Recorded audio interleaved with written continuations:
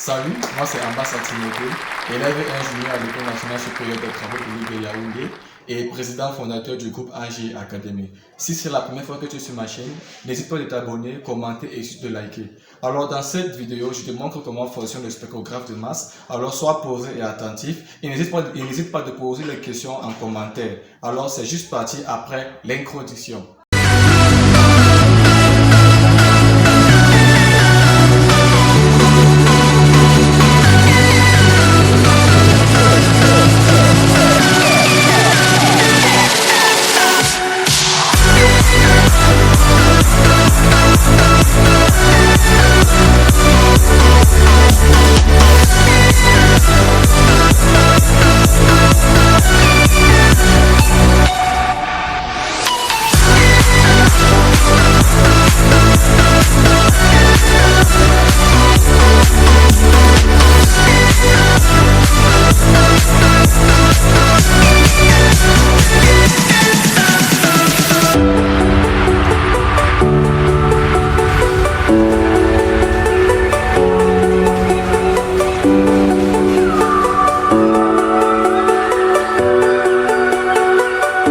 Comme je vous l'ai si bien dit dans l'introduction, dans cette vidéo, je vous montre comment fonctionne le spectrographe de masse et je vais vous présenter tous les calculs qui sont susceptibles d'être engendrés par ce dispositif.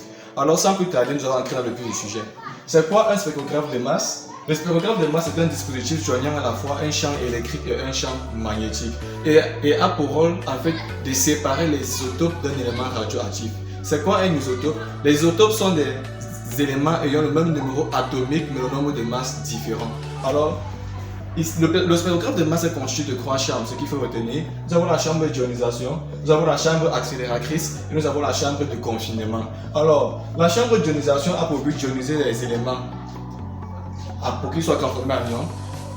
La chambre accélératrice a pour rôle d'infliger, voilà, d'imprégner une vitesse à l'isotope.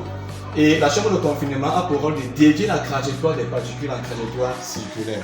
Bon, dans la chambre d'ionisation, ici il n'y a pas de calcul à faire. Pourquoi? Parce que dans cette chambre, il n'y a pas de mouvement, ce qui fait que la vitesse initiale V0 est nulle. Par contre, dans cette chambre-ci, il y a un mouvement à cause du champ électrique E, qui est produit par les plaques. Les plaques que vous voyez ici, nous avons la plaque positive, on peut appeler ça P1. Ici, nous avons la plaque négative P2. Bon. Ici, il y a un champ électrique qui permet l'accélération ou alors qui permet aux particules d'être accélérées, qui donne une vitesse aux particules. Et dans cette chambre, retiens bien, le théorème qui sera toujours appliqué dans la chambre accélératrice, c'est le théorème de l'énergie cinétique, qui stipule que la variation de l'énergie cinétique est égale à la somme des travaux de force extérieure appliqués à la particule. Et les questions qui seront posées toujours dans cette chambre-ci, on va te demander soit de calculer la charge de la particule, soit de calculer la vitesse de la particule, soit de calculer le travail de la force électrique. Bon, sans plus tarder, nous allons entrer dans le vif du sujet. Nous avons ici la somme, pardon, la variation de l'énergie cinétique est égale à la somme des travaux des forces extérieures appliquées à la particule.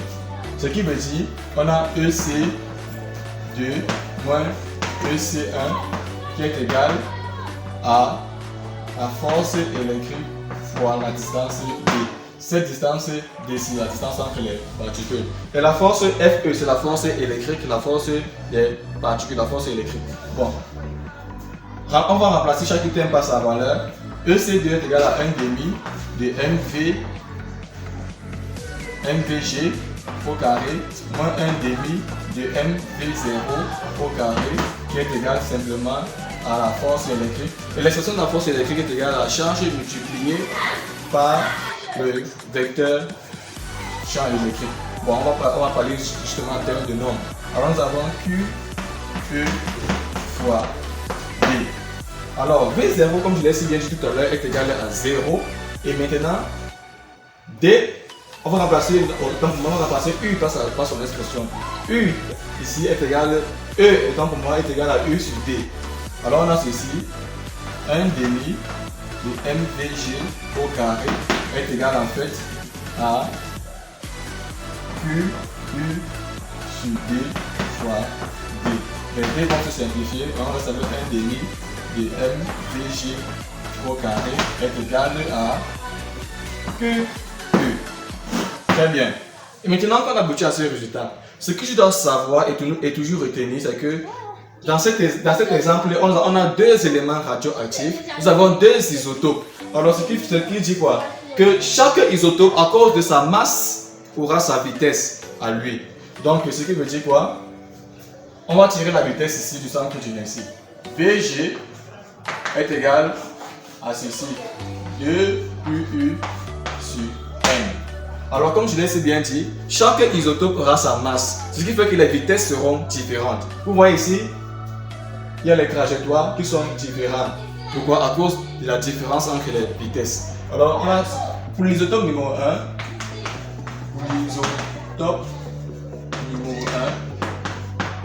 on a V1 égale à racine carrée de 2QU sur M1. Et pour l'isotope numéro 2, nous avons V2 égale à racine carrée de 2QU sur M2, simplement. Alors, généralement, on évalue le rapport V1 sur V2. Pourquoi? Parce que généralement, ce rapport va nous permettre de démarrer dans certains exercices. Alors, ce qui veut dire, on a V1 sur V2 est égal à grande racine de 2QU sur M1 fois M2 sur 2QU. Sur 2QU. Et on trouve V1 sur V2 égale à racine carrée de M2 sur M1. Pourquoi? Parce qu'on a simplifié ceci. Alors ce rapport est capital.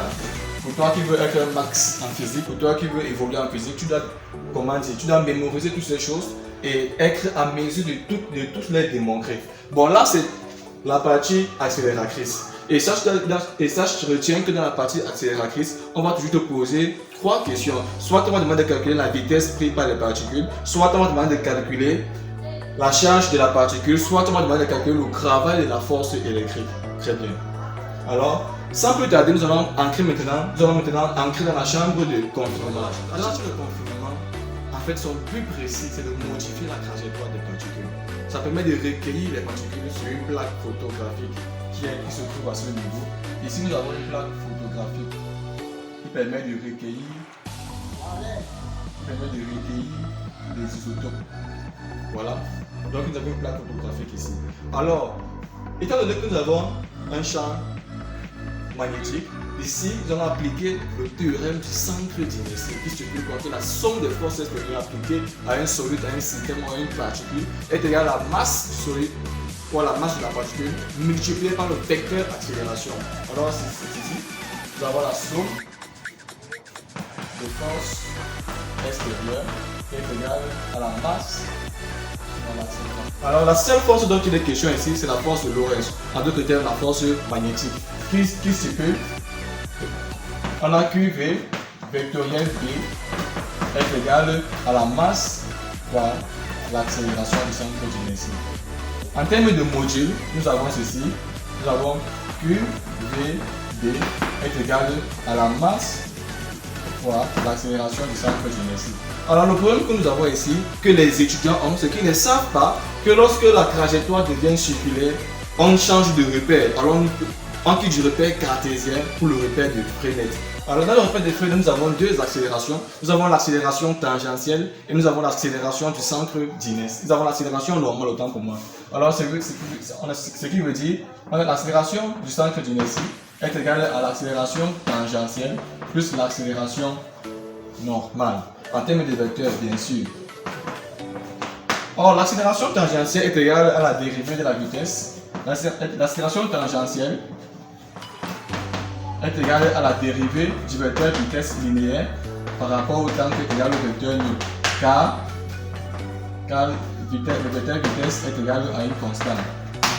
Par conséquent, or, AN est égal à quoi? Est égal à V au carré sur R vecteur normal. Alors, en termes de normes, AN, ce qui implique AN est égal à V au carré sur R. Souligne. Bon, maintenant on vient, on remplace.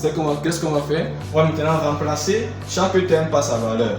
Alors nous avons que VB est égal à, autant pour moi, est égal à la masse pour l'accélération qui est V au carré sur R. Alors on simplifie à un volume, une vitesse autant pour moi. Alors on a QV. Bon, maintenant, l'élément qui nous attire le plus ici, c'est le rayon R. Donc le rayon de la trajectoire des voitures. Puisque la trajectoire est circulaire, et lorsque la trajectoire est circulaire, forcément il y a un rayon. Alors c'est le rayon qui nous intéresse ici. Et lorsqu'on vient, on tire le rayon R, on couvre M, V, valable celui de Q, fois B.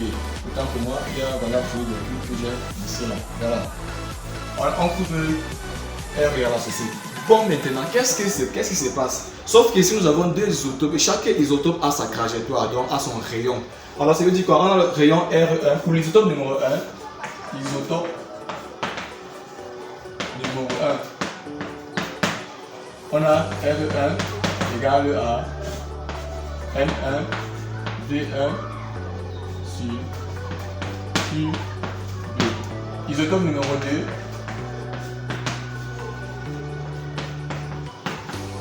Nous avons R2 égale à quoi? À M2 V2 sur QB. Très bien. Bon. L'isotope numéro 1 a son rayon R1 et l'isotope numéro 2 a son rayon R2. Bon, maintenant, ce qu'on va chercher à faire ici, maintenant nous allons évaluer le rapport R1 sur R2. Alors, en évaluant le rapport R1 sur R2, nous avons R1 sur R2 est égal à quoi? Est égal à M1 V1 sur QB fois QB M2 V2. On simplifie et on trouve R1 R2 est égal à, voilà, M1 V1 sur M2 V2. Or, si tu te rappelles très bien, nous avons déjà ce rapport-ci. Or, on a M1 V2 égale à la racine carrée de M2 sur M1. Alors on vient remplacer seulement ce rapport par son expression et finalement on trouve R1 sur, pardon, et on trouve R1 sur R2 est égal à M1 sur M2 de grande racine. Et voilà le résultat qu'on trouve. Alors, à ne pas négliger, surtout à ne pas négliger. Pourquoi? Parce que ces résultats généralement vont nous aider dans certains exercices. Alors, étant donné que tu veux être excellent en physique, étant donné que tu veux être majeur de ta promotion, tu te dois de maîtriser tout ce qu'il y a sur le spectrographe de masse. Pourquoi? Parce que généralement, cet exercice vient plusieurs fois dans plusieurs concours au Cameroun, en Afrique et à l'Occident. Alors, qu'est-ce que tu as fait? C'est de mémoriser, retenir tout ce que je suis en train de te montrer actuellement et de l'appliquer simplement. Sans plus tarder, les électrons vont venir, les isotopes autant pour moi, vont venir se jeter ici sur la plaque photographique. Et généralement, dans certains exercices, on demande de calculer cette distance ici. Alors sans plus tarder, je vais te montrer comment calculer, déterminer cette distance ici. Avant de continuer, alors j'ai une petite aventure dont j'aimerais que tu passes parmi. Alors je vais t'inviter à partager au maximum cette vidéo parce que l'objectif de ce groupe, l'objectif de cette chaîne, c'est d'avoir plus de 100 000 abonnés. Alors rejoins l'aventure à partager au maximum cette vidéo, à racontant cette vidéo à tes camarades, à tes amis, à partager à tes amis, à ton entourage. Va raconter ce que tu as vu dans cette vidéo et pour que en retour, eux aussi puissent s'abonner, commenter et liker et surtout de partager. Merci, on peut continuer. Alors ici, je vais te montrer comment calculer cette distance. C'est simple. Tout à l'heure, nous allons calculer les rayons de chaque isotope. Pour l'isotope numéro 1, appelons ça iso numéro 1. Donc, on avait R1 égale à M1 V1 sur ceci. Et pour l'isotope numéro 2, iso numéro 2, nous avions R2 égale à M2 V2 sur Q fois B. Voilà. Maintenant, il y a un petit rappel que je vais te faire, que tu connais certainement. C'est quoi? C'est que la masse de chaque élément, de l'élément X, ici c'est le nombre de masses, ici c'est le nombre atomique, est égal au nombre de masses multiplié par la masse d'un proton. Très bien. Ce que tu dois savoir, le nombre de la masse en grammes est égal au nombre de masses de l'élément fois la masse du proton. Bon, maintenant, essayons d'évaluer les rapports en fonction du nombre de masses. Alors, ça veut dire quoi? Ça veut dire ceci. Alors, tout à l'heure, on a calculé le rapport V1 sur V2. Et on a trouvé racine carrée de M2 sur M1. Très bien. Alors M2 égale à quoi? Étant donné que c'est le nombre de masses qui diffère, mais la masse du proton est inchangée, c'est comme une constante. Qu'est-ce qu'on a? On a M2 égale à A2 MP.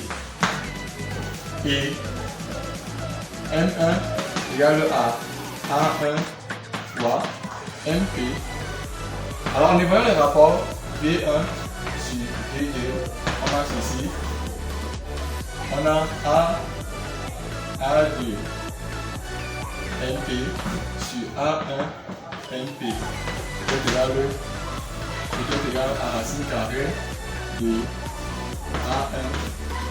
A1 autant pour moi sur A1. Voilà. Par ricochet, on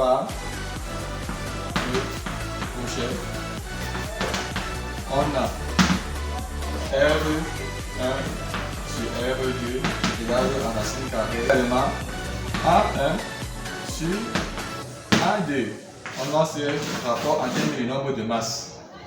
On a également ceci en termes de nombre de masses. Très bien, c'était juste un petit aperçu, juste une petite remarque. Voilà. Ok. Bon, ici, on va calculer cette distance ici, distance D. Bon, D égale à quoi? D égale à valeur absolue de 2R1 moins 2R2. Pourquoi? Parce qu'on ne sait pas si R1 est plus grand que R2 ou si R2 est plus grand que R1. C'est pour ça qu'on met la valeur absolue. Alors, D égale à quoi? À 2 R1 moins R2. On remplace R1, R2 par sa valeur égale à 2 à hauteur de M1 V1 sur QB moins M2 V2 sur QB. Alors, on a D égale à 2 sur QB, voilà absolu de M1 V1 moins M2 V2. On peut remplacer M1 M2 par l'autre valeur. Alors D égale à quoi? À 2 sur QB.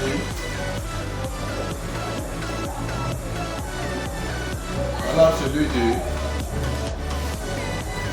de A1 MP V1 moins A2 MP V2.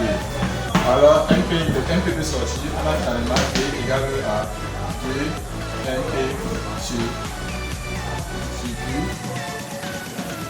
QB. Voilà absolu de A1 V1 moins A2 V2. Très bien. Et on a D finalement est égal à cette distance ici.